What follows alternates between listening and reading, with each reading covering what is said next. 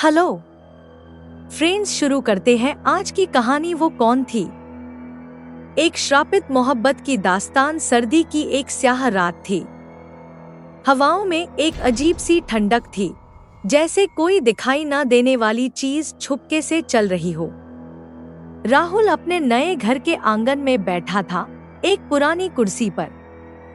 यह घर उसने कम दाम में खरीदा था, लेकिन लोग कहते थे कि इस जगह कुछ अजीब है। तभी एक तीखी सीटी की आवाज हवाओं में गूंज गई। राहुल चौंक कर देखने लगा। एक सफेद साड़ी में लड़की धीरे धीरे चलती हुई, जैसे हवा से बातें कर रही हो।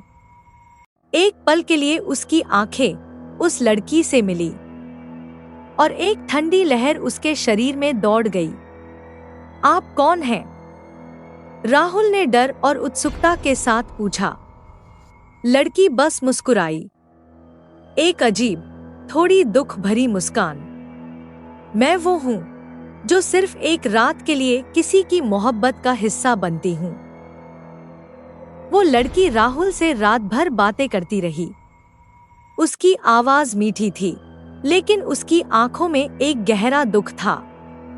उसने अपना नाम रिया बताया। उस रात दोनों ने जिंदगी, प्यार और तन्हाई पर बातें की। लेकिन जब सुबह होने लगी तो राहुल ने देखा कि रिया धीरे धीरे धुंधली होने लगी, जैसे हवा उसे अपने साथ ले जा रही हो। और उसके जाते ही राहुल की उंगलियां नीली पड़ने लगी। अगली शाम राहुल गांव की एक बुजुर्ग महिला के पास गया, जो पुरानी कहानियां जानती थी। बुजुर्ग महिला ने उसे देखा और रो पड़ी। बेटा, तुम भी उसके जाल में फंस गए। वो एक श्रापित आत्मा है। फिर बुजुर्ग महिला ने एक राज बताया। रिया एक इंसान थी, जिसे उसके मंगेतर राजीव ने एक झील के पास मार दिया था। राजीव किसी और से शादी करना चाहता था, इसलिए उसने रिया को धोखा दिया। मरने से पहले रिया ने एक श्राप दिया था, जिसने भी मुझसे सच्चा प्यार किया, उसका प्यार अधूरा रह जाएगा। राहुल ने ठान लिया कि वह रिया की आत्मा को शांति देगा। उसने उस पुरानी झील का पता लगाया, जहां रिया की मौत हुई थी। जब वह झील के पास पहुंचा, तो एक तेज आंधी चलने लगी। पानी का रंग लाल होने लगा, जैसे खून की नदी बह रही हो। तभी रिया वहां आई। तुम यहाँ क्यों आए हो, राहुल?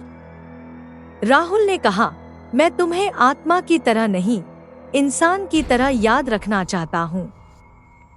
मैं तुम्हारा सच दुनिया को बताऊंगा। जैसे ही राहुल ने रिया के कातिल का नाम सबके सामने उजागर किया, झील से एक तेज रोशनी निकली। रिया की आत्मा एक पल के लिए मुस्कुराई और फिर धीरे धीरे हवा में खो गई। उसका श्राप टूट चुका था। राहुल के हाथ का नीलापन खत्म होने लगा। हवा एकदम शांत हो गई। राहुल ने आसमान की तरफ देखा और धीरे से कहा, तुम सिर्फ एक रात की मोहब्बत नहीं थी रिया, तुम एक सच्ची मोहब्बत थी। उस रात चांदनी ज्यादा चमक रही थी। शायद रिया आखिरकार एक आजाद रूह बन चुकी थी। तो कैसी लगी आपको हमारी मजेदार कहानी? हमें कमेंट करके जरूर बताइए। और ऐसी ही दिलचस्प मजेदार कहानियों के लिए हमें लाइक, कमेंट और सब्सक्राइब भी जरूर कर लें। साथ ही बेल आइकन दबा दें, ताकि हमारी आने वाली हर नई वीडियो का नोटिफिकेशन आप तक पहुंच जाए।